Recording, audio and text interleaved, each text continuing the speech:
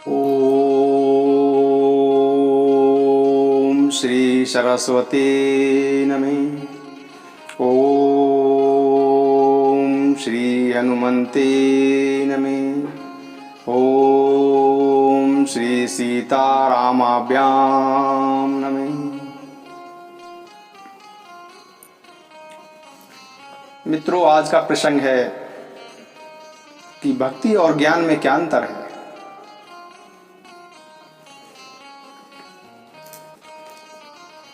ज्ञान और भक्ति में कुछ भी भेद नहीं है। ये दोनों ही संसार द्वारा उत्पन्न क्लेशों को हर लेते हैं। मुनिजन इसमें कुछ अंतर बताते हैं, उसे सुनिए। ज्ञान, वैराग्य, योग, विज्ञान, ये सब पुरुष हैं और पुरुष प्रतापी का सब प्रकार से प्रबल होता है।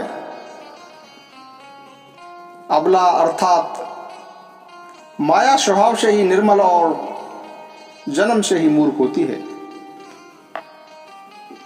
परंतु वैरागी और बुद्धिमान व्यक्ति ही स्त्री को त्याग सकते हैं, न कि कामी पुरुष जो विषयों के गुलाम हैं और श्री रघुवीर के चरणों से विमुख हैं। ज्ञान के भंडार मुनि भी युवती स्त्री को मुख को देखकर उसके अधीन हो जाते हैं। साक्षात भगवान विष्णु की माया ही स्त्री रूप से प्रकट हुई है। वेद, पुराण और संतों का भी यही मत रहा है। यह अनुपम रीति है कि एक स्त्री दूसरी स्त्री के रूप में मोहित नहीं होती। माया और भक्ति ये दोनों ही स्त्री वर्ग की हैं, इसे सब जानते हैं। पर श्री राम जी को भक्ति प्यारी है, माया बेचारी तो नर्तकी मात्र है। श्री राम जी को तो भक्ति विशेष प्रिय है, इसीलिए माया उससे अत्यंत डरती है। जिसके हृदय में विशुद्ध राम भक्ति बिना किसी बाधा के रहती है, उसे देखकर माया सपचा जाती है। उस पर वह अपनी प्रभुता नहीं चला सकती। ऐसा सोचकर ही विद्वान मुनिजन सब सुखों की खान भक्ति की ही याचना करते हैं। श्री रघुनाथ जी का यह रहस्य कोई ही शीघ्र नहीं जान पाता, तथा उनकी कृपा से ही जो इसे जान लेता है उसे स्वप्न में भी मोह नहीं रह जाता। ज्ञान और भक्ति का एक और भेद भी है, जिसे जानकर श्री राम जी के चरणों में सदा प्रेम हो जाता है। जीव ईश्वर का अंश है, अतः वह अविनाशी, चेतन, निर्मल और स्वभाव से ही सुख की खान है। वह माया के वशीभूत होकर तोते और वानर की भांति अपने आप ही बंध गया है। इस प्रकार जड़ और चेतन में गांठ पड़ गई है। यद्यपि यह गांठ झूठी है, फिर भी इस गांठ के छूटने में कठिनाई होती है। तभी से जीव जन्म लेने व मरने वाला हो गया है। अब यह गांठ छूटती नहीं है और न ही सुख मिलता है। वेद और पुराणों में इस गांठ के छुड़ाने के लिए अनेक उपाय बतलाए हैं, परंतु फिर भी ये गांठ नहीं छूटती। जीव के हृदय में अज्ञान रूपी अंधकार छा गया है। श्री हरि की कृपा से श्रद्धा रूपी सुंदर गाय हृदय रूपी घर में आकर रहने लगे, तथा असंख्य जप तप व्रत आदि नियमों का शुभ आचरण करते हुए जिन्हें वेद आदि बताते हैं, इस तरह की कृपा हो तब ये गांठ कुछ छूटती है। ज्ञान समझाने में कठिन, समझने में कठिन और साधने में भी कठिन होता है। यदि संयोगवश यह ज्ञान हो भी जाए तो फिर उसे बचाए रखने में भी अनेक कठिनाइयां होती हैं। ज्ञान का मार्ग दुधारी तलवार की धार के समान है, इसे गिरते में देर नहीं लगती। जो इस मार्ग से बिना ही कठिनाइयों के निकल भी जाता है उसे ही मोक्ष रूपी परम पद प्राप्त होता है। संत, पुराण, वेद आदि शास्त्र सब यही कहते हैं कि मोक्ष रूपी परम पद अत्यंत दुर्लभ है, परंतु वही अत्यंत दुर्लभ मुक्ति श्री राम जी का भजन करने से ही बिना इच्छा किए भी आ जाती है। जैसे चाहे कोई करोड़ों प्रकार के उपाय क्यों ना करे, स्थल के बिना जल नहीं रह सकता, वैसे ही मोक्ष रूपी सुख श्री हरि की भक्ति को छोड़कर नहीं प्राप्त हो सकता। ऐसा विचार कर हरि भक्ति पर मोहित रहकर विद्यमान मुक्ति का तिरस्कार कर देते हैं। भक्ति करने से जन्म मृत्यु रूपी संसार की जड़ अर्थात अविद्या बिना यत्न व परिश्रम किए ही स्वयं ही नष्ट हो जाती है। जैसे भोजन तृप्ति के लिए किया जाता है और उस भोजन को जठराग्नि बिना हमारी चेष्टा के ही पचा देती है, इसी प्रकार सुगम और परम सुख प्रदान करने वाली हरि भक्ति जिसे अच्छी न लगे, ऐसा मूर्ख कौन होगा।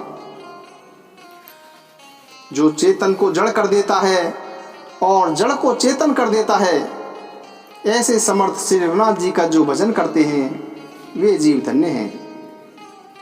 मैंने ज्ञान का सिद्धांत समझाकर कहा, आप भक्ति रूपी मणि की महिमा सुनिए। श्री राम जी की भक्ति सुंदर चिंतामणि है। यह जिसके हृदय में निवास करती है वह दिन रात अपने आप में ही प्रकाशमान रहता है। उसको दीपक, घी और बत्ती कुछ नहीं चाहिए। मोह रूपी दरिद्रता उसके पास कभी नहीं भटकती और लोभ रूपी हवा उस मणि में दीपक को कभी बुझा नहीं सकती। उसके प्रकाश से अविद्या का अंधकार मिट जाता है। मोह आदि पतंगों का समूह उसके सम्मुख हार जाता है। जिसके हृदय में भक्ति का निवास है, काम, क्रोध और लोभ उसके पास नहीं रहते। उसके लिए विष, अमृत और शत्रु मित्र हो जाता है। उस मणि के बिना कोई सुख नहीं पाता। बड़े मानस रोग और जिनके वशीभूत होकर सब जीव दुखी हो रहे हैं, वह उसको नहीं होते। श्री राम जी भक्ति रूपी मणि जिसके हृदय में होती है, उसे स्वप्न में भी लेस मात्र दुख नहीं होता। संसार में वे ही व्यक्ति चतुर शिरोमणि हैं जो उस भक्ति रूपी मणि के लिए भांति भांति यत्न करते हैं। यद्यपि वह मणि जगत में प्रत्यक्ष है, पर बिना श्री राम जी की कृपा से कोई उसे पा नहीं सकता। यद्यपि उसे पाने के उपाय भी सुगम हैं, फिर भी अभागे मनुष्य उन्हें ठुकरा देते हैं। वेद और पुराण पर्वत पवित्र हैं। श्री राम जी की कथाएं उन पर्वतों की सुंदर खाने हैं और संत जन इन खानों के रहस्य को जानने वाले हैं। सुंदर बुद्धि उसे खोदने वाली कुदाल है। ज्ञान और वैराग्य ये दो उनके नेत्र हैं।